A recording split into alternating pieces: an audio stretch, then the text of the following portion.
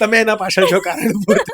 મારો નહીં તો મારો ક્વેશ્ચન કેવો હતો, ટુ બી વેરી ઓનેસ્ટ, કે આ બધું અત્યાર સુધી હતું નહીં, કે શા માટે લોકો કરે છે. સિરિયસલી આને અમને એવી ખબર પણ નહોતી કે આ ટ્રેન્ડ બની જશે. આ ટ્રેન્ડ ક્યારથી શરૂ થયો એની વાત કરું હમણાં જ તો બધું નવું હા, હમણાં જ આવ્યું છે. એટલે ફર્સ્ટ જ્યારે અમારા ડિવાઇન બેબી સોલમાં જ્યારે ફોલોવર્સ અરાઉન્ડ 1,00,000 જેવા હતા, તો મેં એવું કીધું કે એક સિમ્પલ એક કામ કરો ને, આને થોડુંક આમ સરસ રંગે ચંગે એક પ્રસંગ બનાવો, કે એ ઘરમાં પણ એને સાજું હતું. તો મેં એને સજેસ્ટ કર્યું, એક કામ કરો તમે, એક ફંક્શન જેવું કરો, નાના ફંક્શન જેવું, કે આશીર્વાદ પણ મળે બધાયના અને પંચમાસી પણ બંધાઈ જાય.